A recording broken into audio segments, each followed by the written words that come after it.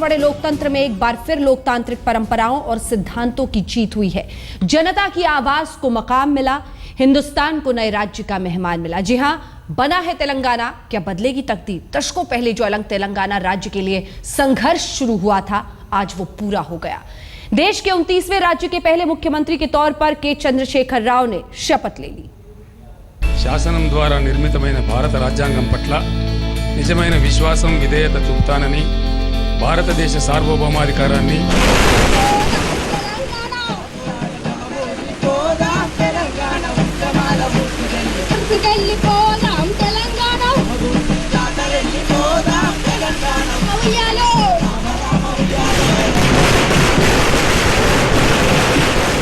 ये दशकों के संघर्ष के बाद मिली जीत की खुशी है।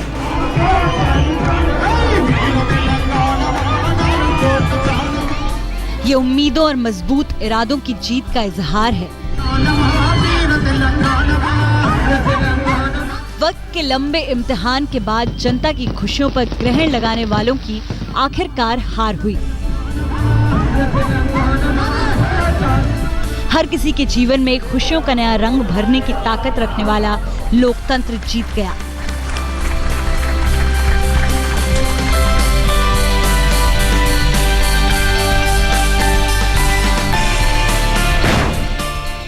बदल गया हिंदुस्तान का नक्शा।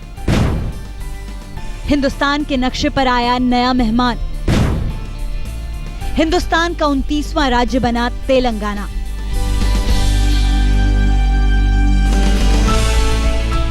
आज जैसे ही सूरज ने आसमान में पहली रोशनी बिखेरी, हिंदुस्तान के 29वें राज्य तेलंगाना में भी उम्मीदों का नया सवेरा हुआ। तेलंगाना के वजूद के लिए लंबी लड़ाई लड़ने वाले के चंद्रशेखर राव के कदम राजभवन की ओर बढ़े। राजभवन पहले से ही तेलंगाना के पहले मुख्यमंत्री के इस्तकबाल का इंतजार कर रहा था। तेलंगाना के पहले राज्यपाल ESL नरसिम्हन ने राजभवन में तेलंगाना राष्ट्र समिति के अध्यक्ष के चंद्रशेखर राव को मुख्यमंत्री पद की शपथ दिलाई। ये शपथ ग्रहण देश के दूसरे राज्यों में होने वाले मुख्यमंत्रियों के शपथ ग्रहण से अलग था। इस शपथ ग्रहण में दशकों के संघर्ष की जीत थी। इस शपथ ग्रहण में नाउम्मीदी और हताशा पर हौसलों की जीत थी। देश की आजादी के तत्काल बाद ही जिस अलग तेलंगाना का सपना लोगों ने देखा था, वो साल 2014 में जाकर पूरा होगा, ये किसी ने नहीं सोचा था। लेकिन अलग तेलंगाना के लिए दशकों से संघर्ष कर रहे लोगों की जिद के आगे वक्त ने घुटने टेके और उनकी मांग पूरी हुई।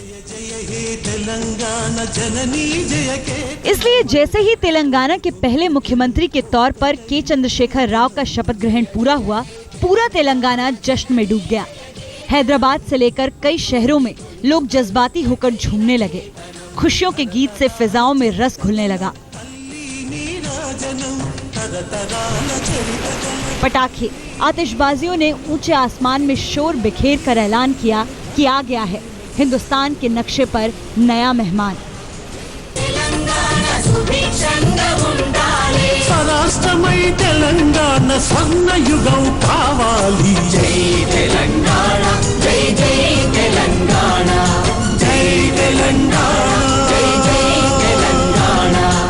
हिंदुस्तान के 29वें राज्य के वजूद में आने और तेलंगाना के पहले मुख्यमंत्री के शपथ ग्रहण के साथ ही बधाइयों का सिलसिला शुरू हो गया। देश के प्रधानमंत्री नरेंद्र मोदी ने तेलंगाना के मुख्यमंत्री के चंद्रशेखर राव को बधाई दी और तेलंगाना को हर संभव मदद का भरोसा दिया। प्रधानमंत्री मोदी ने ट्वीट पर लिखा, देश के 29वें राज्य के तौर पर हम तेलंगाना का स्वागत करते हैं। जिन लोगों ने तेलंगाना के लिए संघर्ष किया है और बलिदान दिए हैं, उन सबका मैं सम्मान करता हूँ। केंद्र यह आश्वस्त करता है कि तेलंगाना के लोगों और सरकार को हर संभव मदद दी जाएगी ताकि राज्य को नई ऊंचाई पर ले जाने का मौका मिले। प्रधानमंत्री ने नए तेलंगाना राज्य को बधाई दी तो गृह मंत्री राजनाथ सिंह ने भी नए मुख्यमंत्री के नाम बधाई संदेश जारी किया। केंद्र के मंत्री से लेकर बीजेपी के नेताओं ने भी नए राज्य के जन्म पर शुभकामनाएं दी।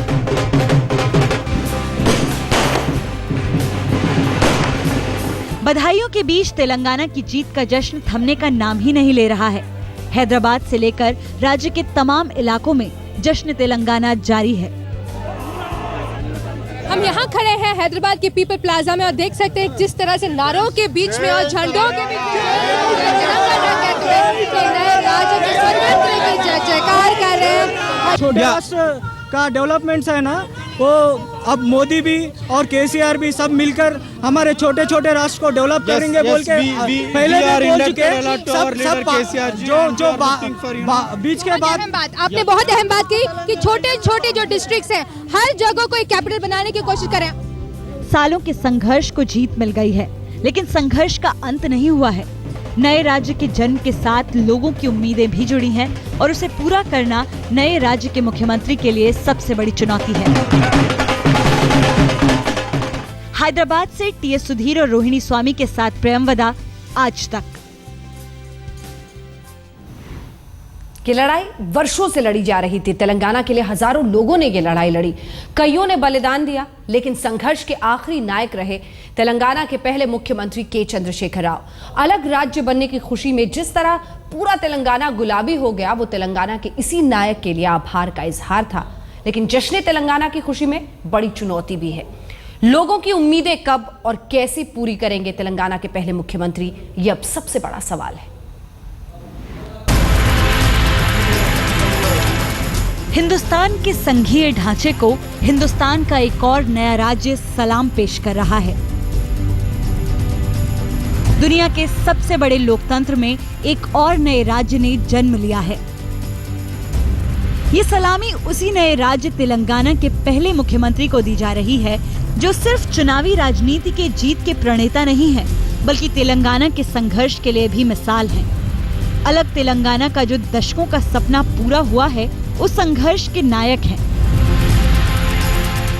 और यही वजह है कि तेलंगाना राष्ट्र समिति के सियासी गुलाबी रंग को हैदराबाद से लेकर पूरे तेलंगाना ने बिना किसी सियासी भेदभाव के अपना लिया।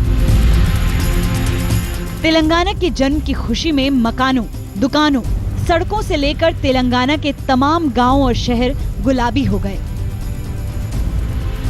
लेकिन तेलंगाना के लोगों ने टीआरएस के गुलाबी रंग पर जितना भरोसा दिखाया है, तेलंगाना के पहले चुनाव में बहुमत दिलाकर तेलंगाना के संघर्ष के नायक के चंद्रशेखर राव को राज्य के पहले मुख्यमंत्री की कुर्सी सौंपी है। राज्य के पहले मुख्यमंत्री के लिए चुनौती भी उतनी ही बड़ी है। तेलंगाना की उम्मीदों को पूरा करना मुख्यमंत्री के चंद्रशेखर राव का सबसे बड़ा इम्तिहान है। The people of Telangana have given us a decisive mandate. They have given us an historic opportunity. This is a momentous occasion, and most certainly we will rise to the occasion. We'll certainly fulfill the expectations of the people. KCR ji, our Honorable Chief Minister, is fully aware of the responsibility there is, of the expectation there is. Therefore, we will make every effort in the next 5 years to ensure all promises that we've made during the election shall be fulfilled. अलग राज्य तेलंगाना का अरमान पूरा होने की खुशी में आधी रात से ही जश्न शुरू हो गया था और जश्न का सिलसिला अब भी जारी है। लेकिन चंद घड़ियों या चंद दिनों के बाद जश्न का जज्बा थमेगा। जश्न तेलंगाना की खुमारी उतरेगी और तब तेलंगाना के लोग ये खोजने की कोशिश करेंगे कि उनकी उम्मीदें पूरी हो रही हैं या नहीं। अलग तेलंगाना राज्य से लोगों ने जो उम्मीदें लगा रखी हैं, वो पूरी होंगी या नहीं। लेकिन अभी राजा से लेकर प्रजा तक किसी को आगे की चिंता नहीं है। सब खुश हैं कि दशकों का सपना पूरा हो गया, उन्हें उनका तेलंगाना मिल गया। गार्ड्स के ऊपर मैं प्रमाण किया था तेलंगाना आने के तब मैं जैसा मेरा मूछ और दाढ़ी और माथ मैं पूरा निकालेंगा। वो भी केसीआर जी मुझे सम्मान करता बोले था।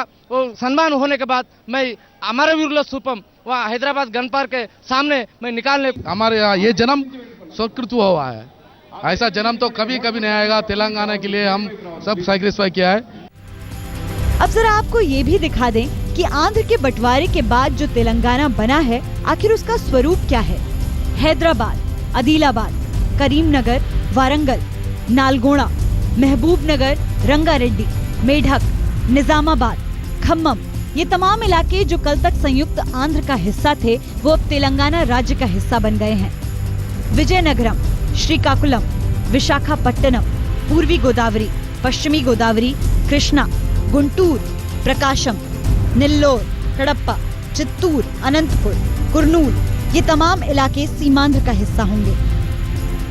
बंटवारा चाहे राज्य का ही क्यों न हो, हर बंटवारे से दिलों को चोट तो लगती है, लेकिन इस बंटवारे से अगर तेलंगाना की उम्मीदें, तेलंगाना की खुशियां पूरी होती हैं, तो ये बंटवारा अच्छा है।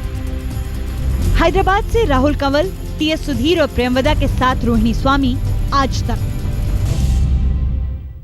उत्तर प्रदेश की राजनीति तेलंगाना के मुद्दे से कभी अछूती नहीं रही। आजादी के बाद तेलंगाना को एकीकृत आंध्र में मिला दिया गया, लेकिन उसके बाद ही आंदोलन लगभग शुरू हो गया। इस आंदोलन ने आंध्र प्रदेश की राजनीति को झकझोर दिया। तमाम लोगों की जान इस आंदोलन में गई। कांग्रेस दो फाड़ हो गई। तेलंगाना की आंच से संसद भी अछूती नहीं रही।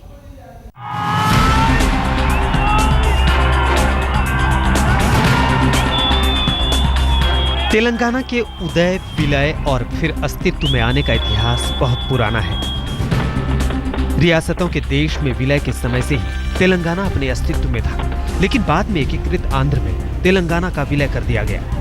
लेकिन तेलंगाना के लोग इस विलय को स्वीकार नहीं कर पाए।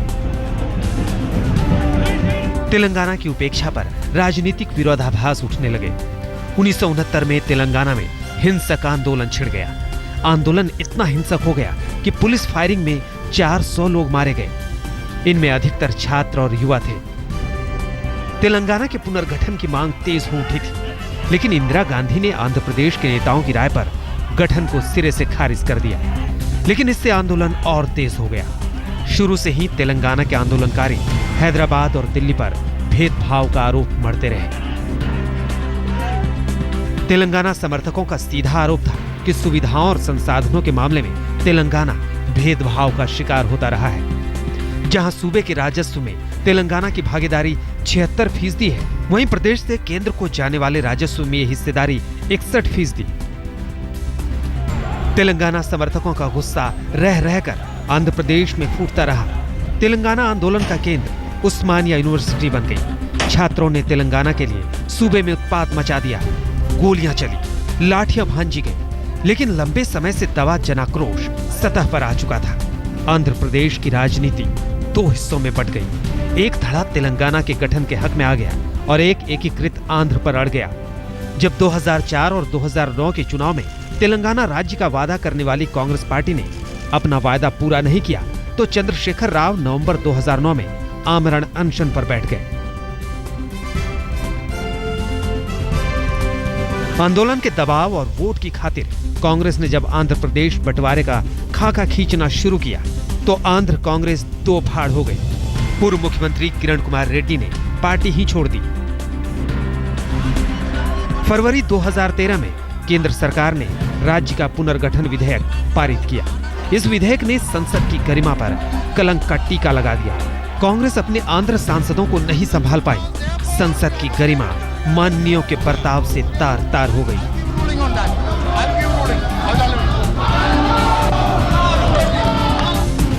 आंदोलन, हिंसा, कुर्बानियां, राजनीतिक विरोधाभास, कांग्रेस की अंतर्कलह जैसे तमाम झंझावातों से होता हुआ तेलंगाना दोबारा अस्तित्व में आ गया है। आज राज्य अपने नए मुखिया के हाथों में आ गया है। आज तक ब्यूरो।